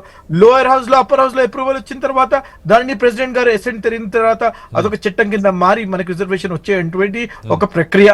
కానీ ఇది రాహుల్ గాంధీ గారు చేసిన కార్యక్రమం కాబట్టి రాహుల్ గాంధీ గారు ముందు నుంచే వారు క్లియర్ గా న్యాయ్, సామాజిక న్యాయ్ హోనా చాహియే, గినతీ కరో అని చెప్పడం వల్ల తెలంగాణలో, కర్ణాటకలో మేము 100% చేస్తామని చెప్పేసి తెలంగాణలో అమలు చేసిన తర్వాత ఈ రోజు వారు బీజేపీ వారు దానిని తీసుకొని మేము దేశం మొత్తం చేస్తానంటున్నారు. అంటే ఇది రాహుల్ గాంధీ గారి విజయం కాదా? రాహుల్ గాంధీ గారు 100% ఈస్ క్లియర్లీ విత్ విజన్. వాళ్ళు కులగండ కాదు, హనుమాన్ గారు కులగండ చేస్తున్నారు, కానీ దాని ఆధారంగా రిజర్వేషన్లు ఇస్తాం, 50% క్యాప్ ఎత్తేస్తామని బీజేపీ ఎక్కడే చెప్పలా. వాళ్ళు ఇంకా 10% ఈడబ్ల్యూఎస్ కింద అగ్రవర్ణాల్లో పేదలకు ఇస్తున్నారు తప్ప దీన్ని రిజర్వేషన్ 50% పైకి పెంచుతాం, అది ఆ క్యాప్ తీసేస్తాం, ఆ ప్రయత్నం ఎక్కడ నేను వినలా. వారు అనలేదు సార్. కానీ ఒక డిస్కషన్ అయితే ఈరోజు జరుగుతుంది సార్. క్యాస్ట్ బేసిస్ జిస్కి జితనీ భాగీదారీ ఉస్కి ఇతనీ హిస్సేదారీ అని చెప్పేసి ఏదైతే లీడర్ ఆఫ్ అపోజిషన్ గా ఉన్నటువంటి రాహుల్ గాంధీ గారు ఆ రోజు భారత్ జోడో యాత్ర తర్వాత భారత్ న్యాయ యాత్ర తీసుకున్నటువంటి తరుణంలో, పార్లమెంట్ ఎలక్షన్స్ కంటే జరిగినటువంటి తరుణంలో మేము దీనిని 5 న్యాయలో ఒకటి మేము దీన్ని పెట్టినాము. గినతీ కరో, ఎవరికి ఎంత ప్రపోర్షనేట్ పాపులేషన్ ఉందో ప్రపోర్షనేట్ రిసోర్స్ ఎలొకేషన్ కూడా చెయ్యాలి అని చెప్పేసి డిస్కషన్ తీసుకొచ్చినటువంటి మొట్టమొదటి వ్యక్తి శ్రీ రాహుల్ గాంధీ గారు. మున్సిపాలిటీ గురించి వస్తున్నాను సార్, మున్సిపాలిటీ గురించి వస్తున్నాను. ఇది ఎక్కడైతే మెజారిటీ ఆఫ్ కాన్సన్ట్రేషన్ ఉన్నదో దాని ప్రకారం, యాజ్ యూ రైట్లీ సెడ్, తాండాల్లో ఎక్కువ ఎస్టీ పీపుల్ ఉంటారు కాబట్టి మున్సిపాలిటీస్ లో వీరి సంఖ్య తక్కువ ఉంటుంది కాబట్టి అఫ్ కోర్స్ ఎస్టీ యొక్క రిజర్వేషన్ కొంచెం తగ్గి బీసీ యొక్క రిజర్వేషన్ కి పెంచే విధంగా ప్రపోర్షనేట్లీ ఎక్కడ చేస్తే బాగుంటుందని చెప్పేసి దీన్ని వర్కౌట్ చేస్తున్నారు. 100% in the very same week, ఇదే వీక్ లో. ఎందుకంటే హాలిడేస్ రావడం వల్ల, పబ్లిక్ హాలిడేస్ ఉండడం వల్ల దీని మీద కొంచెం లేట్ అవుతుంది. Otherwise it is going to happen most likely by Friday. Final draft రాబోతుంది. ఫైనల్ డ్రాఫ్ట్ వచ్చిన తర్వాత రిజర్వేషన్స్ ఏంటిది, ఏ ఈ సెగ్మెంట్ లో ఎవరు పోటీలో ఉంటారు, బీసీఆ, ఎస్సీఆ, ఎస్టీఆ, విమెనా అని చెప్పేసి క్లియర్ గా మనకు అర్థమవుతుంది ఇదే వీక్ లో. నేను I'm going to tell you sir, 100% Telangana government under the leadership of Shri Revanth Reddy గారు, we are committed for social justice, we are committed for the development of Telangana. 100% Telangana కోసం, డెవలప్మెంట్ కోసం మేము మాటలు చెప్పడం కాదు, 100% ప్రతి ఒక్కటి అమలు చేస్తున్నాము. వారు ఒక మాట అన్నారు, ఏమని చెప్పేసి ఒక్క గోడ మాత్రం కట్టారా చూపిమని చెప్పేసి వారు అడుగుతున్నారు. వారు ఒక్కసారి మాతో వస్తే మేము తీసుకెళ్లి వాళ్ళకి చూపిస్తాము. వాళ్ళు కబోదులుగా మాట్లాడకూడదని చెప్పేసి నేను మీ ద్వారా రిక్వెస్ట్ చేస్తున్నాను. 100% మీరు చూసుకున్నటువంటి గచ్చిబౌలిలో future city global summit Telangana next 25 సంవత్సరాల కోసం తయారు చేసిన గ్లోబల్ సమ్మిట్ ను తేరాలలో ఉన్న టెంట్లలో చేశారు సార్ మీరు. అమర్నాథ్ గారు దయచేసి, అంటే నేను సిటీ జిహెచ్ఎంసీ కాకుండా నుమాన్ గారు ఇప్పుడు గ్లోబల్ సమ్మిట్ నుమాన్ గారు నేను అడుగుతున్నది, మున్సిపాలిటీలో 117 మున్సిపాలిటీలు ఉన్నాయి, 6 కార్పొరేషన్లు ఉన్నాయి. సరే కొన్ని పెద్ద ఇప్పుడు కరీంనగర్, వరంగల్ ఎంతో కొంత డెవలప్, నిజామాబాద్ ఇలాంటి డెవలప్ అయినాయి. కొత్త మున్సిపాలిటీలు నరసింహారెడ్డి గారు ఇస్తాను, చాలా చిన్న చిన్న మున్సిపాలిటీలు గత ప్రభుత్వాలు ఏర్పడ్డాయి. వాటి మీద అసలు ఏమన్నా బేసిక్ ఇన్ఫ్రాస్ట్రక్చర్, అక్కడ కాలువలు, డ్రైనేజీ, లేదా పార్కులు, స్ట్రీట్ లైట్లు, కాస్త జనం ట్రావెల్ చేయడానికి అనుకూలమైన రోడ్లు, ఆ మౌలిక వస్తువులు అన్న ఫోకస్ జరిగిందా? ముఖ్యమంత్రి వర్యులు శ్రీ రేవంత్ రెడ్డి గారు జడ్చర్ల నుంచి శంకారావం పూరించబోతున్నారు. వారు మున్సిపల్ శాఖ కూడా వారి యొక్క పోర్ట్ఫోలియోలోనే ఉంది. 100% మీరు వారి ద్వారానే వినబోతున్నారు మున్సిపాలిటీకి ఏ రకంగా ఫండ్ ఎలొకేషన్ జరగబోతున్నదో. 100% జరిగిన తర్వాత మీరు చూస్తారు, ప్రజలు నమ్మి విశ్వసించి మాకు ఓటు వేసి అత్యధిక స్థానాల్లో మీరు వచ్చి కూడా 2 ఏళ్ళు అయింది నుమాన్ గారు. కాంగ్రెస్ ఏదో నిన్న మొన్న వచ్చి ఆల్రెడీ 2 years కంప్లీట్ అయిపోయింది మీ గవర్నమెంట్ వచ్చి. ఎంతో కొంత డెవలప్మెంట్ కనపడాలి కదా. Already existing projects we are completing sir. కొత్త ప్రాజెక్ట్స్ గురించి నేను ఏదైతే మాట్లాడుతున్నానో, ఎగ్జిస్టింగ్ ప్రాజెక్ట్స్ వారు ఏదైతే పెండింగ్ లో పెట్టి వెళ్లారో అవన్నీ కంప్లీషన్ స్టేజ్ కి చేరుకున్నాయి. ఆల్రెడీ ఇనాగరేషన్స్ కొన్ని జరిగిపోయాయి, ఇనాగరేషన్ జరగని కొన్ని ఉన్నాయి. రేపు పొద్దున మేము ఇంకా రాబోయే 3 సంవత్సరాల్లో ఏం చేయబోతున్నామో మేము అది కూడా ప్రజల ముందు మేము పెట్టబోతున్నాము. దాని తర్వాతే మేము ఓట్లు అడుగుతాము. ఓట్లు తీసుకున్న తర్వాత మరొకసారి మీరు డిబేట్ పెడితే రిజల్ట్స్ వచ్చిన తర్వాత మీరు చూస్తారు 90% అని వారు ఏదైతే అంటున్నారో 70 నుంచి 80% మున్సిపాలిటీలు మేము గెలవబోతున్నాము. నేను 100% బలంగా విశ్వసిస్తున్నా. తెలంగాణ ప్రజానికం 4 కోట్ల ప్రజానికం మొత్తం తెలంగాణ కాంగ్రెస్ తో పోటీ ఈ కాంగ్రెస్ గవర్నమెంట్ కి మద్దతు తెలుపుతుందని మనం ముఖ్యమంత్రి వర్యులు శ్రీ రేవంత్ రెడ్డి గారి యొక్క లీడర్షిప్ బలోపేతం చేస్తుందని చెప్పేసి నుమాన్ గారు. రామ్మోహన్ గారు ఒక నిమిషం రిజర్వేషన్ల గురించి వద్దాం. అంటే మనం గతంలో కూడా చూసాం, పట్టణ ప్రాంతాలకు వచ్చేసరికి ఎస్సీ ఎస్టీ జనాభా తక్కువ ఉంటుంది. ఆ 50% క్యాప్లో బీసీలకి మొన్నట్లాగా మరీ తక్కువ కాకుండా ఒక 30 to 33 దాకా, అంటే మామూలుగా ఓబీసీ రిజర్వేషన్ జాతీయ స్థాయిలో ఎట్లా ఉందో ఆ రకంగా అంతవరకు వచ్చే అవకాశం ఉంది. ఇది యూనిఫామ్గా ఉంటుందా? అక్కడ మున్సిపాలిటీని బట్టి కొన్ని చోట్ల ఎక్కువ తక్కువ మార్చే అవకాశం ఉందా? ఇది మొదటిది. రెండోది, సరే మనకు తెలుసు ఇప్పుడు మీరు ఇందాకన్నారు ప్రత్యక్ష ఎన్నికలు వాళ్ళు పెట్టలేదు. ఎన్టీఆర్ తర్వాత మళ్ళీ ఎప్పుడు లేవు. ఈవెన్ తెలుగుదేశం ఉన్నప్పుడు కూడా, తర్వాత చంద్రబాబు గారు ఉన్నప్పుడు కూడా లేవు, ముఖ్యమంత్రిగా ఉమ్మడి రాష్ట్రం కొన్నప్పుడు. అది మనం ఇప్పుడు దాని మీద చర్చించుకోవడం ఉపయోగం లేదు. కానీ ఈ ఏమంటారు కోఆప్టెడ్ మెంబర్లు, వీళ్ళు ఓట్లు వేయటం, వీళ్ళ ద్వారా మున్సిపల్ చైర్మన్ వాళ్ళకి ఓటు హక్కు ఉండటం, వీటి మీద కూడా చెప్పండి. మీరు స్థానిక ప్రభుత్వం మీద దశాబ్దాల పాటు పనిచేశారు, చెప్పండి. 3 విషయాలు సార్. ఒకటేమో ఇప్పుడు కాంగ్రెస్ పార్టీ ముఖ్యంగా ప్రభుత్వానికి 3 ప్రశ్నలు ఉన్నాయి. ఒకటేమో ఈ రిజర్వేషన్లు మొన్న ఏది బీఫామ్ లేని పంచాయతీ ఎన్నికల్లో జరిపింది అయిపోయింది, దాని పని అయిపోయింది. అక్కడ కూడా 17-18% దాటలేదు. చూశారు కదా మీరు, 23% దక్కలే అక్కడ కూడా. కాకపోతే మేమెంతో మాకంతా అనే దాంతో ఎక్కువ మంది గెలిచారు. 50% మంది సర్పంచులు, పైగా సర్పంచులు కానీ వార్డు మెంబర్లు కానీ, వార్డు మెంబర్లు ఇంకా కొంత బీసీలు గెలిచారు. అది వేరు. వాళ్ళు అక్కడ పలుకుబడి సంపాదించుకున్నారు. ఎక్కువ మంది రిజర్వేషన్ లేదు, పార్టీ టికెట్ అంతకంటే లేదు కనుక రిజర్వేషన్ ఉన్నాయి, పార్టీ టికెట్ లేవని ఎక్కువ మంది గెలిచారు. అది వేరు. ఇప్పుడు అసలైన పరిస్థితి ప్రభుత్వానికి మొదలైంది ఏంటంటే పాత రిజర్వేషన్లే కొనసాగిస్తారా లేకపోతే ఏమిటి? ఎట్లాగూ ఆ కథ అంతా చెప్తే మళ్ళీ మొదటికే వస్తుంది. ఇప్పుడు ఆవు కథ చెప్పినట్టు మొత్తం అక్కడ పెండింగ్ ఇక్కడ పెండింగ్ ఉందంటే తిలా పాపం తలా పిడిక అది మొదటికే వస్తుంది. ఇప్పుడు రిజర్వేషన్ ఏ పాటిస్తారో నెంబర్ 1 క్లారిటీ చేయాల్సి వస్తుంది. రెండోది ఏంటంటే నిధుల విషయానికి వస్తే ఇంతకుముందు అమర్నాథ్ గారు 2 విషయాలు చెప్పారు. కొన్ని అమర్నాథ్ గారు ఒక వాస్తవం చేదు నిజం చెప్తాను, మీరు అన్న రిజిస్ట్రేషన్ స్టాంప్ డ్యూటీ వస్తలేదు గతంలో బీఆర్ఎస్ హయాంలో కానీ ఇప్పుడు కాంగ్రెస్ హయాంలో కానీ. ₹1 registration stamp duty direct government తన ఖాతాలో వేసుకుంటుంది కానీ రిజిస్ట్రేషన్ స్టాంప్ డ్యూటీ వస్తలేదు సార్. అది తీసేసింది ఎప్పుడు, గతం ఉమ్మడి రాష్ట్రంలో ఉండేది. రెండోది ఏంటంటే మైనింగ్ మనది ఏమంటారు ఇసుక మినరల్స్ ఉంటాయి కదా, వాటి మీద కూడా గవర్నమెంట్ తీసుకుంటుంది. అక్కడ బీఆర్ఎస్ ప్రభుత్వం ఇవాళ కాంగ్రెస్ ప్రభుత్వం మినరల్స్ అంటే ఏమున్నది, అల్లి కలిసి ఉన్నట్టున్నా ఏం లేదు. కానీ ఒకటి మంచి పని చేసిందంటే గతంలో బీఆర్ఎస్ ప్రభుత్వం జరిగింది ఏంటంటే, కేంద్ర ప్రభుత్వం ఏదైతే 41 సార్ 42% పోయింది. ఇప్పుడు జమ్మూ కాశ్మీర్ కేంద్ర పాలిత ప్రాంతం 41. ఈ 41% అందరికి వస్తాయి, అన్ని రాష్ట్రాలకు, పార్టీలకు సంబంధం లేకుండా వస్తాయి. రెండో జిఎస్టీ కూడా సగం వస్తుంది, హెచ్జిఎస్టీ సిజిఎస్టీ ఉంది, ఈ 2 వస్తాయి. కానీ స్థానిక ప్రభుత్వాలకు ఏదైతే నిధులు కేటాయిస్తున్నారో, ఏది జనాభా ప్రాతిపదికన ₹840 ఒక్కొక్క పంచాయతీకి ఒక్కొక్క మనిషికి వస్తున్నాయి కదా, దాని తగ్గట్టుగానే బీఆర్ఎస్ రెండో విడత ఎన్నికైన తర్వాత ఒక మంచి మాట ఏం చేసిందంటే, కేంద్ర ప్రభుత్వం ఎంత ఇచ్చిందో అంత రాష్ట్ర ప్రభుత్వం ఇచ్చింది. ఏ మాటకు ఆ మాట చెప్పాలి, ఇచ్చింది.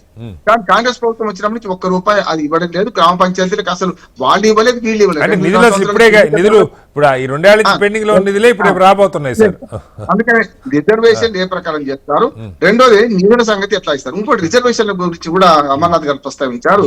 మేము మొదటి నుంచి అంటుంది ఏంటంటే, తమిళనాడులో ఒక రిజర్వేషన్ ఒకసారి పాటిస్తే రొటేషన్ తప్పనిసరి ఉంటుంది సార్. అమర్నాథ్ గారు రొటేషన్ లేకుండా ఒకేసారి బీసీ అంటే మొత్తం జీవితాంతం బీసీ ఉండదు, ఎస్సీ అంటే ఎస్సీ ఉండదు. కానీ గతంలో ఒకసారి అనుభవం వచ్చే కల్లా పదవి పోయేది. ఒక 5 సంవత్సరాలు కాగానే వాళ్ళ అనుభవం నేర్చుకునే కల్లా పదవి పోయేది. మళ్ళీ ఒకేసారి ఆ రొటేషన్ లేకుండా చేస్తున్నారు. ఎవరైనా అమెండ్ చేసి ఫ్రెష్ అలొకేషన్ చేస్తున్నారు అనేది ఒక్క నిమిషం రామారావు. ప్రభుత్వం ఒక సవరణ చేసింది గతంలో కేసీఆర్ గారి హయాంలో. తమిళనాడు లాగా చేయమంటే వాళ్ళు ఏం చేశారంటే 2019 యాక్ట్, నేను అందులో టిఎస్ పార్టీలో రాసిన వాళ్ళు నేను కూడా ఉన్నాను, భాగస్వామ్యం ఉంది నాకు కనుక. అప్పుడు సవరణ ఏం చేశారంటే అందులో రూల్ పెట్టాం ఏంటంటే, రెండోసారి రిజర్వేషన్ అదే కొనసాగుదని పెట్టాం. పెడితే ఏమైంది, మళ్ళీ రెడ్ వచ్చే మొదలాడన్నట్టు రేవంత్ రెడ్డి గారిని అంటే సారథి చెప్తున్నాను. ఇప్పుడు ఏమైందంటే వీళ్ళు రాగానే మళ్ళీ రిజర్వేషన్ ఒకటే అన్నారు.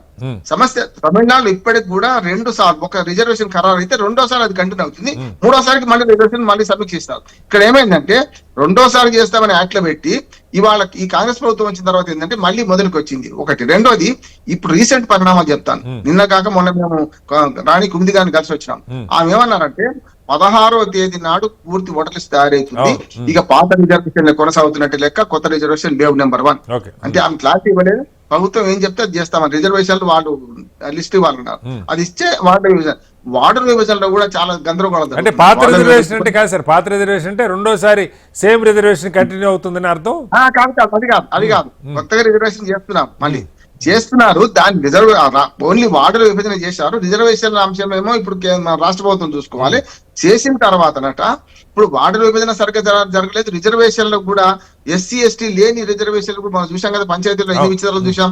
కొన్ని పంచాయతీలు ఎన్నికలు ఆగిపోయినాయి, వార్డు మెంబర్ ఎన్నికలు జరగలేదు, సర్పంచ్ ఎన్నికలు జరగలేదు. ఇప్పుడు అది దాడు కాదు, ఎందుకంటే చిన్న గ్రామాలు కనుక జరిగింది కనుక మున్సిపాలిటీ ఎవరిని ఒక ఓటర్ ఉంటాడు కనుక జరగవు. కానీ ఇప్పుడు ఏదైతే రిజర్వేషన్ల ప్రక్రియ పూర్తి కావాల్సి ఉన్నది. రెండోది వార్డు విభజన కూడా సరిగ్గా జరగలేదని ఒక ఉదాహరణ చెప్తాను. ఉదాహరణ గజ్వల్ మున్సిపాలిటీ ఉన్నది, 7 గ్రామాలు కలిసినాయి, ఏది మల్లవన సాగర్ దానిలో. ఆ 7 గ్రామాలు కలిసిన వాటిని 20 ఇట్లా నేను 100 ఉదాహరణ చెప్తాను. రాష్ట్రం అంతా కూడా ఏది వార్డుల విభజన సరిగ్గా జరగలేదు. ముఖ్యంగా జిహెచ్ఎంసీ కూడా అదే అంటున్నారు కదా, ఎన్నికలు లేకపోయినా సరే. ఇప్పుడు మూడు సమాధానాలు చెప్పాలి. ఒకటి, పాత రిజర్వేషన్లు చేస్తారా కాంగ్రెస్ పార్టీ. రెండోది ఏంటంటే గతంలో బీఆర్ఎస్ ఇచ్చినట్టు నిధులను 2 ఏళ్ళు ఇవ్వలేదు, వాళ్ళు ఇచ్చారు, వీళ్ళు ఇవ్వలేగా. ఇప్పుడు కేంద్ర ప్రభుత్వం ఎంత ఇస్తుందో 3,300 కోట్లు పంచాయతీలకు జారీ 3,300 మీరు కూడా ఇవ్వండి అంటున్నారు. గతంలో ఇచ్చారంటున్నారు, అభివృద్ధి జరిగింది. పట్టణ ప్రకృతి వనాలు బీజేపీ కూడా పట్టణ ప్రకృతి వనాలు, పల్లె ప్రకృతి వనాలు, వైకుంఠ ధామాలు, వీటన్నిటి కూడా కేంద్ర ప్రభుత్వం వాటా ఉన్నది. అంత వాటా రాష్ట్ర ప్రభుత్వం కూడా 100% కేంద్ర ప్రభుత్వం డబ్బులే అవి MNREG స్కీమ్ కింద ఇచ్చిన మెటీరియల్ కాంపోనెంట్. అది భూమి సేకరణ కానీ ఇవన్నీ ఉంటే రాష్ట్ర ప్రభుత్వం చూస్తారు. మీరు డబ్బులు భూమి సేకరణ మినహా material component, man power component, 2 కాంపోనెంట్లు కేంద్రమే ఇస్తున్నది. అంటే రేషన్ ఇవన్నీ ఉంటాయి సార్. కేంద్ర ప్రభుత్వం ఇచ్చేది దాని సరిపడా రాష్ట్ర ప్రభుత్వం కూడా ఈ ప్రభుత్వం ఏం చేయాలంటే అంత సరిపడా డబ్బుల్ని ఈ మొత్తం 3 అంచెల స్థానిక ప్రభుత్వాలకు, మున్సిపాలిటీలకు, గ్రామ పంచాయతీలకు, మండలాలకు, జిల్లాకి ఇవ్వాలని కోరుతున్నాను. రైట్. లక్ష్మీనరసింహ రెడ్డి గారు, ఒక కీలకమైన పాయింట్ అంటే రిజర్వేషన్ సంబంధించి ఇప్పుడు 2 సార్లు ఒక మున్సిపల్ వార్డు లేదా ఎంపీటీసీనో బీసీనే రిజర్వ్ అయినా ఎస్సీనే రిజర్వ్ అయినా సేమ్ పర్సన్ రెండోసారి గెలుస్తాడని నేను గ్యారంటీ లేదు. అంటే రామ్మోహన్ గారు ఒక ఎగ్జాంపుల్ చెప్పారు కాబట్టి చెప్తున్నా. ఆ రిజర్వేషన్లో ఈసారి ఇంకొకరు పోటీ చేయొచ్చు, ఇంకొక పార్టీ గెలవచ్చు, ఇంకో వ్యక్తి గెలవచ్చు. సో అనుభవ సంగతి పక్క పెడితే రొటేషన్ జరగకపోతే, అంటే ఇప్పుడు ప్రభుత్వం మారిన ప్రతిసారి అంటే అది ఒక రోస్టర్ లాగా ఈసారి బీసీ అయితే అది 2 టర్మ్లా అది డిబేటబుల్. కానీ నెక్స్ట్ టైంకి రిజర్వేషన్ మారకపోతే కొత్త ప్రభుత్వం వచ్చినప్పుడు మై ఫ్రెష్ రిజర్వేషన్స్ అంటే కంటిన్యూగా కొన్ని చోట్ల కొన్ని వర్గాలకు అన్యాయం జరిగే అవకాశం ఉంటుంది. ఆ రిజర్వేషన్ల దాని మీద ఏంటి మీకేమన్నా స్పష్టత ఉన్నదా? నెంబర్ 1. నెంబర్ 2, బీఆర్ఎస్ ఈసారి పట్టణ ప్రాంతాల్లో ఏ రకంగా పోటీ పడబోతాం? సరే, మీరు చేసిన అభివృద్ధి ఏదో కొంత మీరు చెప్పారు. స్టిల్ ఎన్నికలు అనగానే అధికార పక్షం వైపు కొంత మొగ్గు ఉంటుంది. తర్వాత మున్సిపాలిటీలు ఎలాగూ పాలక మండలిలో ఈ కోఆపరేటివ్ మెంబర్లు, ఎమ్మెల్యేలు, ఎక్స్ అఫిషియలు వీళ్ళు ఉంటారు. ఈ రకరకాల పార్టీలు మారే ఈ గందరగోళాలన్నీ ఉంటాయి. ఏ రకంగా హ్యాండిల్ చేయబోతా ఉన్నారు? నేను ఏం చెప్తున్నానంటే రిజర్వేషన్ నుంచి గత ప్రభుత్వంలో ఏవైతే రిజర్వేషన్లు ఉన్నాయో ఆ రిజర్వేషన్లను మారుస్తాము, బీసీలకు 42% ఇస్తాము అని చెప్పి చాలా రోజులుగా, అంటే మీరందరూ చూస్తున్నారు, మేమందరం చూస్తున్నాము. అయితే ఈ రోజు స్థానిక సంస్థలలో గ్రామ పంచాయతీలలో కూడా 42% ఇస్తామని చెప్పి మోసం చేసి ఎన్నో రకాల మాటలు చెప్పి, అంటే గ్రామ పంచాయతీలు అసలు పార్టీ గుర్తే ఉండదు కాబట్టి మనం ప్రశ్నించడానికి లేదు. వాళ్ళు 50% మంది మా వాళ్ళే ఉన్నారని చెప్తున్నారు. రేపు జరగబోయే జెడ్పీటీసీ ఎంపీటీసీ ఎన్నికలలో మనం చూస్తాం కదా, వాళ్ళు ఇచ్చేటువంటి రిజర్వేషన్ వాళ్ళు 42% ఖాయంగా ఇస్తాం పార్టీ పరంగానైతే చెప్తున్నారు సార్. అంటే వాళ్ళు ఎన్నికల ముందు కూడా 42% పార్టీ పరంగా ఇస్తామని చెప్తే బాగుంటుంది. చట్టం చేసి ఇస్తామని చెప్పి ఈ రోజు ఏంటంటే ఊడ ఎక్కినాక ఊడమల్లే, ఊడ దిగినాక బూడమల్లే అన్నట్టు అయిపోయింది వాళ్ళ కథ. అందులో 2.5 సంవత్సరాల నుంచి ఏదైతే కాలయాపన చేసిరో ఇంకా వాళ్ళ పుణ్యకాలం అనేది ముగిసిపోయింది. ఇంకో 2.5 సంవత్సరాలు అయితే పుణ్యకాలం అయిపోతుంది. ఈ తెలంగాణకు పట్టినటువంటి శని అనేది వదిలింది అని అనుకునేటువంటి పరిస్థితి ఈ రోజు కనిపిస్తా ఉంది. నేను ఏమంటున్నానంటే ఈ రోజు తెలంగాణలో ఉన్న తెలంగాణకు పట్టిన శని, సారీ నరసింహారెడ్డి గారు, తెలంగాణకి పట్టిన శని డిసెంబర్ 3వ తారీఖు 2023న మీ టర్న్ వచ్చినప్పుడు మాట్లాడదు ప్లీజ్. యా చెప్పండి. లక్ష్మణరెడ్డి గారు మాట్లాడండి. లక్ష్మణరెడ్డి గారు మీ వాయిస్ ఫ్రీజ్ అయింది, నేను మళ్ళీ వస్తాను మీ దగ్గరికి. ఒకసారి అమర్నాథ్ గారు, అంటే ఇప్పుడు రిజర్వేషన్కి సంబంధించి ఇప్పుడు పార్టీ పరంగా సరే, ఇప్పుడు అది కాంగ్రెస్ మోసం చేసిందా మరొకట కాదు, అది ఏదైనా జాతీయ స్థాయిలో ఒక కదలికి వచ్చి ఆ క్యాప్ 50% అది పోతే తప్పితే ఇప్పుడు మీరు ఎట్లయితే ఈడబ్ల్యూఎస్ పేరుతో 10% విద్యా ఉద్యోగాలు ఇవ్వగలిగారు, కోర్టులు దాన్ని ప్రశ్నించట్లేదు.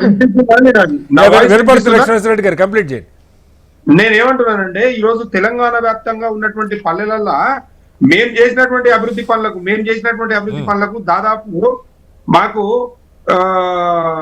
ఇవాళ ఏ మున్సిపాలిటీ చూసినా అద్భుతమైనటువంటి ప్రగతి సాధించినాము, అద్భుతమైనటువంటి అవార్డులు మాకు రావడం జరిగింది. వీళ్ళు ఏం చేసిరండి, మీ మున్సిపాలిటీలలో పాలక మండలి గడువు ముగిసిన తర్వాత దాంట్లో పట్టించుకునేటోడు లేడు, ఓ లైట్ వేసేటోడు లేడు, మోరీలు తీసేటోడు లేడు, రోడ్లు ఊడ్చేటోడు లేడు.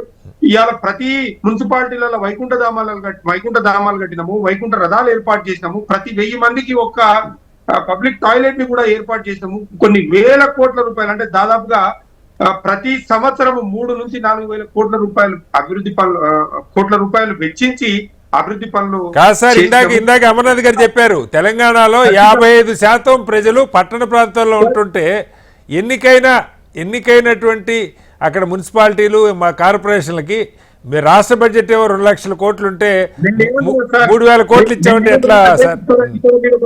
మీరు ఒక పాయింట్ వినాలి. ఏదైతే కేంద్ర ప్రభుత్వం ఇచ్చినటువంటి డబ్బులు ఉన్నాయో 14th ఫైనాన్స్ నుంచి ఏదైతే డబ్బులు ఇస్తున్నాయో దానికి అనుసంధానంగా దానికి ఈక్వల్ గా మ్యాచింగ్ గ్రాంట్ ఇచ్చినటువంటి ఘనత కేసీఆర్ గారు అని చెప్తున్నాను. ఇలా నువ్వు మాట్లాడుతున్నారు మేము చాలా చేస్తామని చెప్పి. నేను ఒకటే చెప్తున్నా కాంగ్రెస్ నాయకులకు, నేను ఒకటే చెప్తున్నా ఈ ప్రభుత్వాన్ని నేను ఒకటే కోరుతా ఉన్నాను. 2.5 సంవత్సరాల విలువైనటువంటి కాలాన్ని మీరు వృధా చేసిరు. మేము చేసినటువంటి అభివృద్ధి పనులు ఏవైతున్నాయో 2.5 సంవత్సరాల, అంటే మేము 2 నెలల ఒక నెల అయింది, ఇందాక మనం 25 నెలలు అయింది. గడిచినటువంటి 10 సంవత్సరాలలో మేము చేసిన అభివృద్ధి పనులు ఉన్నాయి కదా, ఓకే టైం పీరియడ్ మెయింటెనెన్స్ ఉంటుంది దాంట్లో. అంటే కొన్ని సంవత్సరాల తర్వాత మెయింటెనెన్స్ చేయాల్సి వస్తుంది Okay. కలర్ అవును, కానివ్వండి, ప్యాచ్ వర్క్ కానివ్వండి. కనీసం ఆ పనులు కూడా చేసేటువంటి దౌర్భాగ్య పరిస్థితుల్లో వీళ్ళు లేరు. కనీసం ప్యాచ్ వర్క్ చేసేటువంటి పరిస్థితుల్లో లేరు వీళ్ళు. కనీసం మేము చేసినటువంటి అభివృద్ధి పనులకు సున్నమేసే దిక్కు లేదు వీళ్ళకు. Okay. వీళ్ళు ఇంకా రాష్ట్రాన్ని అభివృద్ధి ఇస్తాను నోమాన్ గారు, ఇస్తాను ఒక్క నిమిషం.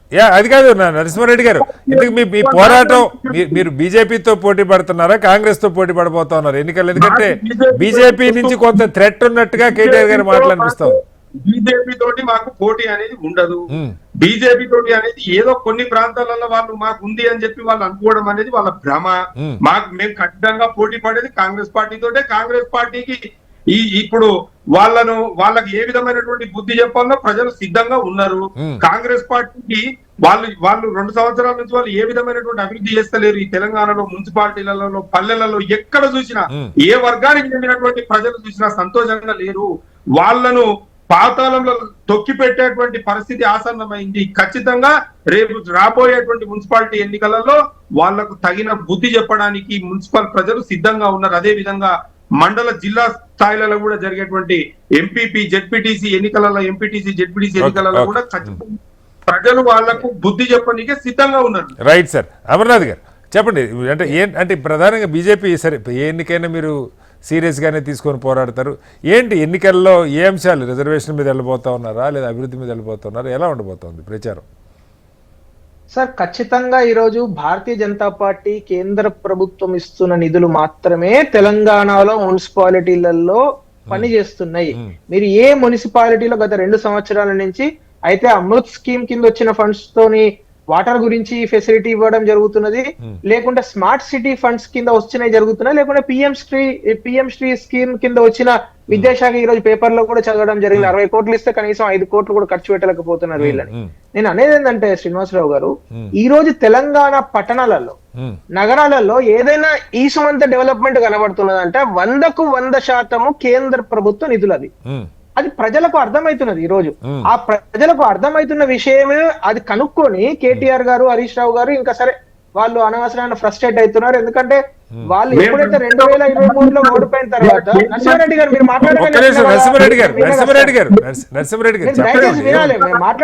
మన చర్చలో ఎన్నికల ఫలితాలు ఏం తేలవు చెప్పను. అట్లా ఇప్పటిదాకా విన్నాం కదా సార్. నరసింహారెడ్డి గారు 2023 కాదు అమర్నాథ్ గారు, అమర్నాథ్ గారు 3 ఎలక్షన్స్ లో ఒకటి పార్లమెంట్ ఎలక్షన్స్ జరిగినాయి. నరసింహారెడ్డి గారు ఒక్క సెకండ్, నరసింహారెడ్డి గారు బీఆర్ఎస్ పార్టీకి గుండు సున్నా వచ్చింది. అమర్నాథ్ గారు మీకు కూడా కంటోన్మెంట్ ఎలక్షన్స్ జరిగినాయి. కంటోన్మెంట్ లో వాళ్ళ సొంత సీట్ లో 3వ స్థానంకు వెళ్ళడం జరిగింది. మొన్నటిగా మొన్న జూబ్లీ హిల్స్ ఎలక్షన్స్ జరిగినాయి. అక్కడ వాళ్ళు వాళ్ళ స్థానాన్ని నిలబెట్టుకోలేకపోయారు. సర్పంచ్ ఎన్నికలలో సరే గుర్తు లేదు, ఏం లేదు. ఒక్క నిమిషం అమర్నాథ్ నరసింహారెడ్డి గారు మాట్లాడారు కాదు. అమర్నాథ్ గారు ఇంకొక ప్రశ్న మీకు కూడా. గతంలో బీజేపీలో లేని ఒక ధోరణి ఈ మధ్యకాలంలో ఏకంగా ప్రధాని మోడీ గారే చాలా గట్టిగా అక్షంతలు వేశారు. పార్టీ తలా ఒకలా వైపు లాక్కుపోతున్నారు. మంచి గెలిచే అవకాశం ఉన్న రాష్ట్రాన్ని చెడగొడుతున్నారని మీ ఎంపీలని, మంత్రులు, కేంద్ర మంత్రులు సహా అందరి మీద చివాట్లు పెట్టారని వార్త వచ్చింది. అంటే ఇక్కడ కూడా దీన్ని ముందుకు తీసుకెళ్లే తలంబరాలు లేవు సార్. అవన్నీ అంత ఉట్టి బోగట్ట. చాలా బాగా మీరు తెలంగాణలో రేపు రాబోయేది మన గవర్నమెంటే. మీరు ధైర్యంగా పనిచేయండి. మీతో 100కు 100% నేను మీ ముందు ఉండి నిలబెడతాను, మీ నాయకునిగా మిమ్మల్ని నేను దిశానిర్దేశం చేస్తానని చెప్పారు. అంటే అది కాదు సార్, కిషన్ రెడ్డి గారి స్టేట్మెంట్. అమర్నాథ్ గారు, కిషన్ రెడ్డి గారు మీడియాకి ఇచ్చిన స్టేట్మెంట్, ఈ బయటికి వెళ్ళిన వాళ్ళ మీద చర్యలు ఉంటాయి, ఎవరు బయటికి లీక్ చేశారని కిషన్ రెడ్డి గారే మాట్లాడారు. సార్ అట్లాంటిది ఏం జరగలేదు సార్. ఉట్టిగానే మీరు అక్షంతలు తలంబరాలని అంత మీడియా సృష్టి. సరే దాని గురించి వెళ్ళట్లేదు. ఇక్కడ ప్రధానమైన చర్చ చేయని గురించి అంటే ఈ రోజు మేనిఫెస్టోలో ఏదైతే వీళ్ళు చెప్పి 2 సంవత్సరాల క్రితం అధికారంలోకి వచ్చారో ఆ మేనిఫెస్టోలో పెట్టిన అంశాలలో ముఖ్యంగా పట్టణ ప్రాంతాలు, నగర ప్రాంతాలకు సంబంధించిన ప్రాపర్టీ ట్యాక్స్ పెంచారు. జిహెచ్ఎంసీలో 27 మున్సిపాలిటీలను, కార్పొరేషన్లను మెర్జ్ చేసి జిహెచ్ఎంసీ ప్రాపర్టీ ట్యాక్స్ అంటే దాదాపు 0.5% ఇంక్రీజ్ అయ్యే విధంగా జిహెచ్ఎంసీ ప్రాపర్టీ ట్యాక్స్ తో సమానంగా మున్సిపాలిటీలకు కట్టే విధంగా చేస్తున్నారు. దాదాపు ఒక 60 నుంచి 70 లక్షల మందికి సంబంధించి డైరెక్ట్ గా పొట్టగొడుతున్నారు. అంటే వాళ్ళ మీద ఒక పెద్ద బర్డెన్ తయారు చేయగలుగుతున్నారు. ఆ తర్వాత 3వ విషయం ఏం జరుగుతున్నది, ఈ రోజు తెలంగాణలో నేను ఇందాక కూడా చెప్పాను కదా, ఇప్పుడు పట్టణాలకు నగరాలకు మీరు ఇచ్చే ఫండ్స్ కు ఒక చట్టబద్ధత గాని ప్రణాళికబద్ధత లేనప్పుడు అసలు మీరు ఈ విజన్ ఉన్నది ఇంకోటి ఎందుకు మాట్లాడాలి? అసలు మాకు విజన్ లేదు, మేము ఏదో గాలికి గెలిచిపోయినాము, ఏంటంది మన అడ్డిమారి గుడ్డి దెబ్బలు నేను ముఖ్యమంత్రి అయినా ఏదో 5 సంవత్సరాలు గడిపేస్తా అని చెప్తే ప్రజల ముందు చెప్పేస్తే అయిపోతుంది. అది కాకుండా నాకు విజన్ ఉంది ఇంకేదో ఉంది అని ఒక ఇటుక కూడా కట్టకుండా ఒక సిమెంట్ బ్యాగ్ కూడా నేను రోజు అక్కడికి వెళ్ళి సార్ నేనెందుకు సార్ మొత్తం రాష్ట్ర దేశ అంతర్జాతీయ మీడియా వెళ్ళింది కదా ఫ్యూచర్ సిటీలో. ఆ ఫ్యూచర్ సిటీలో డేరాల కింద టెంట్ల కింద జరిపారా గ్లోబల్ సమ్మిట్? వాళ్ళ కనీసం ఒక సంవత్సరంన్నర కాలంలో ఒక బిల్డింగ్ అన్న కట్టగలిగారా, ఒక కన్వెన్షన్ సెంటర్ అన్న కట్టగలిగారా? కనీసం నవ్వుతారు సార్ ఎవరన్నా. ఇంత పెద్ద గ్లోబల్ సిటీలో 98 గ్లోబల్ కేపబిలిటీ సెంటర్స్ ఉన్న హైదరాబాద్ లో మీకు పెట్టుకోవడానికి ఒక బిల్డింగ్ లేదా? నేను ప్రశ్నిస్తే చాలా ప్రొఫౌండ్ గా నేను క్వశ్చన్ చేస్తున్నా శ్రీనివాసరావు గారు, ఏదో పైన మాట్లాడతలేను. మొత్తం ఫ్యూచర్ సిటీ నేను తిరిగి వచ్చిన, నేను నా కార్ వేసుకొని మొత్తం ఫ్యూచర్ సిటీ వీళ్ళు చెప్పిన ఏరియా అంతా తిరిగి వస్తే టెంపరీ రోడ్లు వేసి కనీసం ఇప్పుడు వెళ్ళి చూడండి తారు మొత్తం ఎగిరిపోయి ఉంటది. అక్కడ వాళ్ళు వేసిన డేరాలు ఉన్న టెంట్లు ఎగిరిపోయినాయి. ఇంత అన్యాయం సార్, ఇంత దారుణంగా ఉంటదా? మేము చెప్పేది ఇది గ్లోబల్ సిటీ సార్. మా ముఖ్యమంత్రి ఓ 3 లక్షల కోట్లు 7 లక్షల వస్తా నేను కూడా తెలంగాణ బిడ్డనే కదా సార్. నాకు కూడా రేపు నేను కూడా అన్నం తింటా కదా, నా బిడ్డలు కూడా తింటారు కదా. మరి నేను ఎందుకు ఈ రాష్ట్రం బాగుపడద్దని కోరుకుంటా? బాగుపడాలని కోరుకుంటా. కానీ ఈ రాష్ట్ర ముఖ్యమంత్రి మా ముఖ్యమంత్రి మమ్మల్ని అన్యాయం చేసుకుంటూ సరిగ్గా పాలించకుండా ఒక దిశ దశ లేకుండా ఓ విజన్ లేకుండా ఎటువంటి గాలిపోయినట్టు ఏమన్నంటే పేగులు మెడలు వేసుకుంటా తొండలు చొరిపిస్తా అని మాట్లాడు తప్పించి దయచేసి నేను రాష్ట్ర ముఖ్యమంత్రి గారికి మీ ద్వారా నేను వేడుకునేది ఏంటంటే ఇప్పటికైనా కళ్ళు తెరవండి. మీరు కళ్ళు తెరిచి ఇంత అద్భుతమైన రాష్ట్రాన్ని ఇక్కడ చాలా ఎంటర్ప్రైజింగ్ ఉన్న పీపుల్ ఉన్నారు. ఇక్కడ మనందరం చాలా కష్టపడే తత్వం ఉన్న మనుషులు ఇక్కడ ఈ తెలంగాణ సమాజము చైతన్యవంతమైన సమాజం. ఇటువంటి సమాజాన్ని ఒక ఫ్రంట్ రన్నర్ గా ముందు నిలబడి నాయకత్వం చేసి అద్భుతమైన రిజల్ట్స్ చూపించండి. ఎవరు వద్దనంటారండి? ఎవరన్నా బిల్డింగ్ ఇప్పుడు యంగ్ ఇండియా స్కిల్ యూనివర్సిటీ అని పదే చెప్పిండు ఆయన, నా బ్రాండ్ యంగ్ ఇండియా అని. మరి బిల్డింగ్ కట్టేందుకు ఎవరైనా వద్దన్నారా? ఎవరన్నా వద్దన్నారా? ఈ రోజుకి కూడా మీకు చెప్తే నవ్వు అసలు నాకు ఒక్కొక్కసారి బాధపడాలని నవ్వాలో అర్థమైతలేదు. Future city development authority building కూడా కట్టలేక హెచ్ఎండిఏ బిల్డింగ్ లో ఒక రూమ్ తీసుకొని ఆయన ఎండి గారు కూర్చుంటున్నారు. ఇది 2 సంవత్సరాల తర్వాత కూడా నేను అది చెప్పేది. నేను చెప్పేది వాస్తవమా కాదా మీరు వెబ్సైట్ లో కూడా తెలుస్తుంది. ఎందుకు ఇంకా కిరాయి బిల్డింగులలో మీరు చెప్తున్న మీ విజన్ ఎందుకు ఉండాలి? మీ విజన్ కిరాయి కొంపలలో ఎందుకు ఉండాలి? ఇది ప్రశ్న. ఈ ప్రశ్నకు సమాధానం లేదు. Just give me 10 seconds. Just I conclude my point. నేను ఒకటే పాయింట్ నుమాన్ గారికి, వారు 500 పేజీల అదేదో రైజింగ్ తెలంగాణ విజన్ డాక్యుమెంట్ అన్నారు కదా, నేను ఒకటే ప్రశ్న అడుగుతా. ఈ దేశంలో వికసిత్ భారత్ 2047 విజన్ డాక్యుమెంట్ తర్వాత 8 రాష్ట్రాలు వాళ్ళ విజన్ డాక్యుమెంట్స్ రిలీజ్ చేశాయి. ప్రతి రాష్ట్రంలో అసెంబ్లీలో పెట్టడానికి ముందు అంటే విజన్ డాక్యుమెంట్ తయారు చేయడానికి ముందు చర్చ పెట్టారు, విజన్ డాక్యుమెంట్ తయారైన తర్వాత చర్చ పెట్టారు. యూపీ మహారాష్ట్రలో 27-28 గంటల కంటిన్యూస్ చర్చ జరిగింది. అలాంటిది ఈ రాష్ట్రంలో ఎంత అన్యాయం అంటే సార్, ఆ డాక్యుమెంట్ తయారు చేయడానికి ముందు కనీసం అసెంబ్లీలో మాటనే లేదు. ఆ డాక్యుమెంట్ తయారైన తర్వాత కూడా మొన్న అసెంబ్లీ పెట్టారు కదా విజన్ డాక్యుమెంట్ అయిన తర్వాత, మరి కనీసం ముఖ్యమంత్రి గారి నోటిగుంటా ఆ 4 రోజులలో విజన్ అనే ఒక పదం కూడా రాలేదు, రైజింగ్ అనే పదం కూడా రాలేదు, తెలంగాణ రైజింగ్ అనే పదం ఎందుకు రాలేదు? ఈ ప్రశ్న తెలంగాణ ప్రజలు నేను అడగొద్దా? చెప్పడానికి మీకు సమాధానం ఉందా? చెప్పండి దయచేసి. రైట్. ఒకసారి నుమాన్ గారు 2 అంశాలు సరే. ఇప్పుడు వాళ్ళు రైజ్ చేసిన ప్రశ్నలకు సమాధానాలతో పాటుగా కీలకంగా మీ నుంచి ఆశిస్తున్నది ఒకటి, కేంద్రం ఎంతైతే కేంద్రం ఇస్తున్నదే చాలా తక్కువ, 840 రూపాయలు 850 రూపాయలు అదే గ్రామీణ ప్రాంతాల ప్రజలకు. దానికి సమానంగా రేపు మండల పరిషత్తులైనా జిల్లా పరిషత్తులైనా ఎవరన్నా ఉండే ఎక్కువ చోట్ల అధికార పక్షమే ఉంటుంది. మనం చూస్తూ ఉన్నాం ప్రజలు అది ఒక అడ్వాంటేజ్ రూలింగ్ పార్టీకి, ఏ పార్టీ ఉన్నా ఏ రాష్ట్రంలో అయినా. సో దానికి అడిషనల్గా ఇది చేశాము, ఇది చేయబోతా ఉన్నాము, ఖరాఖండిగా ఇది జరుగుద్ది అని ఒక స్పష్టమైనటువంటి హామీ. పట్టణ ప్రాంతాల్లో ఒక రకమైనటువంటి హామీ, గ్రామీణ ప్రాంతాల్లో ఒక రకమైనటువంటి హామీ. అంటే మీరు చేసే ఇప్పుడు రోడ్లు వేస్తారు, పథకాలు అందరికి పంచుతారు, డబ్బులు అది అందరూ చేస్తున్నారు సార్.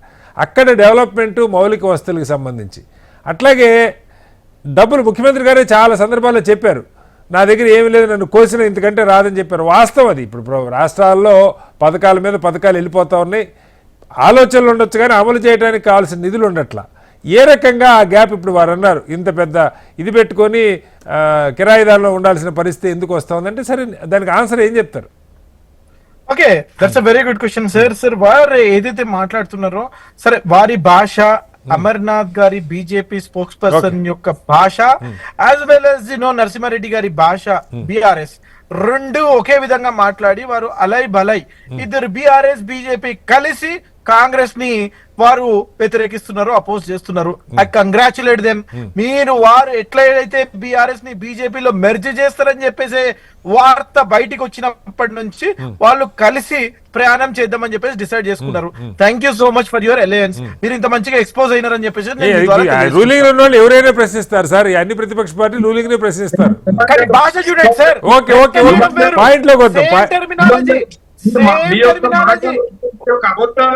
నరసింహారెడ్డి గారు మాట్లాడండి ప్లీజ్. నరసింహారెడ్డి గారు మాట్లాడండి, మీకు అవకాశం ఇచ్చినప్పుడు వాళ్ళు సైలెంట్ గా ఉన్నారు కదా. ఓకే, నుమాన్ గారు చెప్పండి. హలో నుమాన్ గారు మీ వాయిస్ ఫ్రీజ్ అయింది. రామోరావు గారు, నుమాన్ గారు వచ్చే లోపు ఉంటూ వారు మమ్మల్ని క్వశ్చన్ చేసే హక్కు ఉంది. ఓకే చెప్పండి నుమాన్ గారు.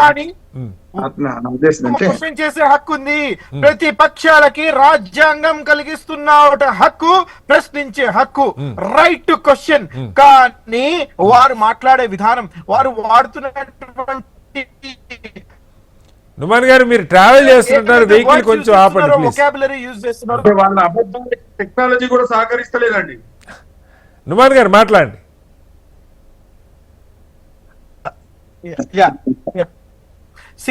నేను ఒకటే విషయం చెప్పదలుచుకున్నాను సార్ మీ ద్వారా.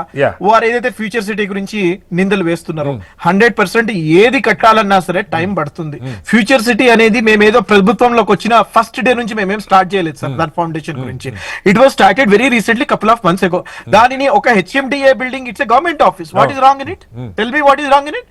ఒకవేళ ఒక ఇల్లు కట్టేటప్పుడు మీ సొంత ఇల్లు కట్టినా సరే కట్టేంత వరకు ఎక్కడో రెంటెడ్ కంపెనీలోనే ఉంటారు కదా. మీరు ఈ రకంగా మాట్లాడుతూ హేళన చేస్తూ ఎక్కడో కట్టడం లేదు. ఫ్యూచర్ సిటీ యొక్క అథారిటీ యొక్క చైర్మన్ ని, యొక్క ఎండి ని మీరు రెంటెడ్ బిల్డింగ్ లో పెడుతున్నారు, లేకపోతే హెచ్ఎండిఏ బిల్డింగ్ లో పెడుతున్నారు అని చెప్పడం చాలా బాధాకరం.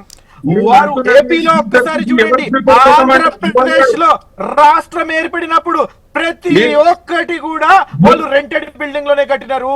ప్రతి ఒక్కటి కూడా వారి యొక్క సెక్రటరియట్ కానివ్వండి, వారి యొక్క అసెంబ్లీ కానివ్వండి, వారి యొక్క మున్సిపల్ ఆఫీస్ కానివ్వండి, వారి యొక్క హైకోర్టు కానివ్వండి, ప్రతి ఒక్కటి రెంటెడ్ బిల్డింగ్ లోనే ఉంది. ఏది కూడా రాత్రికి రాత్రులు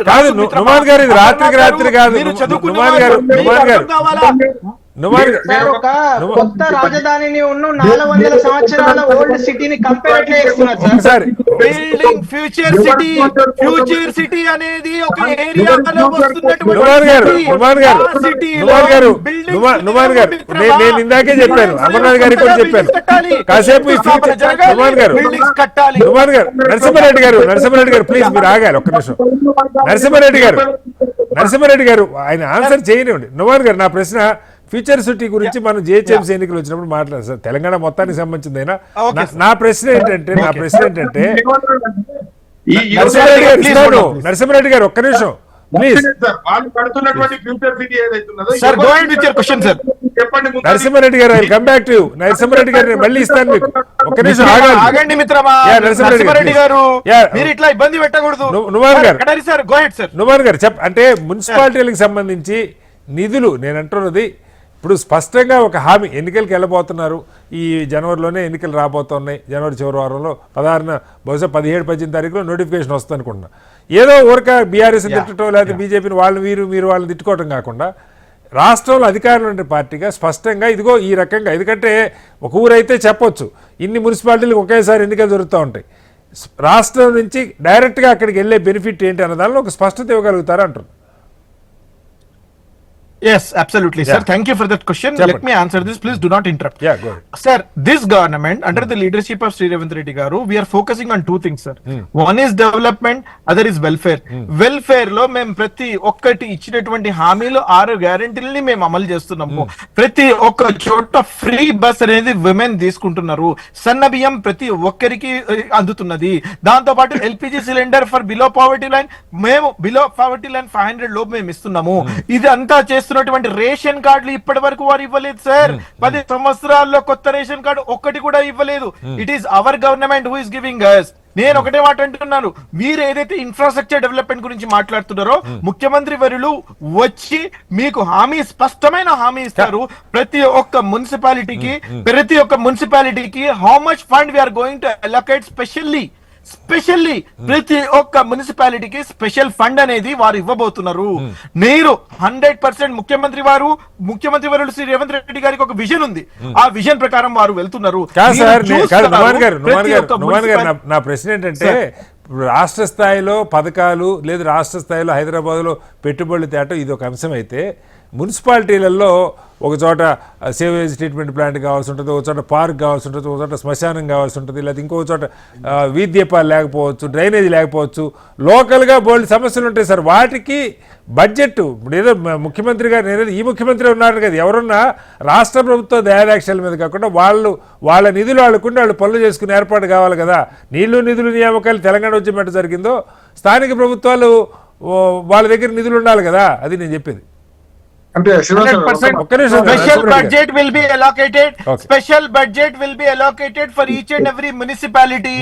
100% ప్రతి ఒక్కరికి ఈ రోజు ప్రతి ఒక్క నియోజకవర్గానికి 119 నియోజకవర్గాల్లో ఏ రకంగా అయితే స్పెషల్ బడ్జెట్ అలొకేట్ చేస్తున్నామో ఇర్రెస్పెక్టివ్ ఆఫ్ పార్టీ, ఆ మాదిరిగానే ప్రతి ఒక్క మున్సిపాలిటీకి స్పెషల్ బడ్జెట్ అలొకేట్ చేయడం జరుగుతుంది. వచ్చిన తర్వాత మీకు స్పష్టంగా తెలుస్తుంది.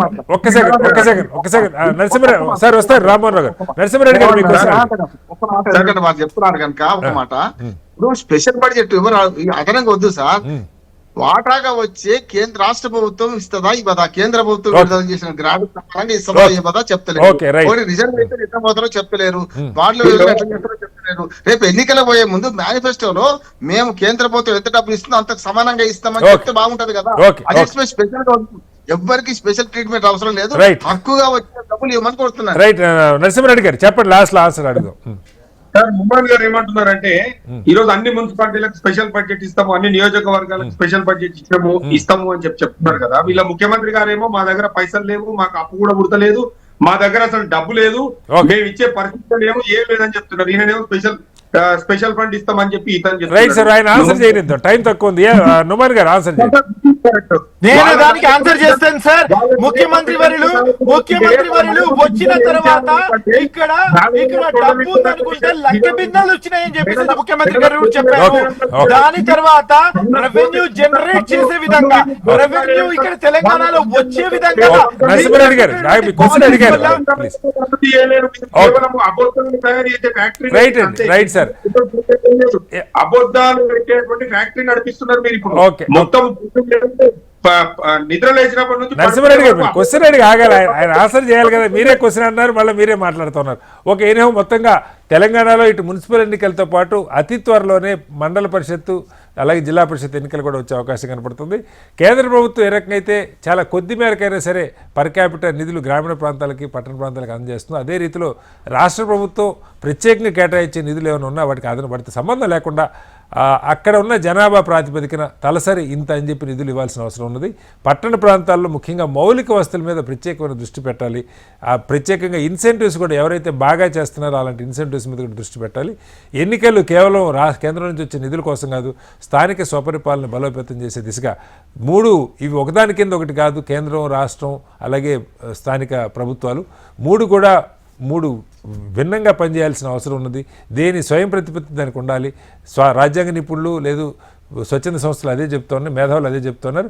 ఆ దిశగా తెలంగాణలో పంచాయతీలు కానీ, మున్సిపాలిటీలు కానీ, జిల్లా పరిషత్తులు కానీ, మండల పరిషత్తులు కానీ వాటి పని అది చేసుకునే విధంగా వాళ్ళ నిధులు, విధులు, సిబ్బంది వాళ్ళకి బదలాయించాల్సిన అవసరం అయితే ఉంది. 73, 74 రాజ్యాంగ సభలో స్ఫూర్తి అదే. రాష్ట్ర ప్రభుత్వం దాన్ని అమలు చేయాలని కోరుకుందాం. చర్చలో పాల్గొన్న అమర్నాథ్ గారికి, అలాగే నరసింహారెడ్డి గారికి, నుమాన్ గారికి, బండారు రామ్మోహన్ గారికి ధన్యవాదాలు. ఇది వాళ్ళ బిగ్ డిబేట్. మరోస్తే మళ్ళీ కలుద్దాం. నమస్కారం.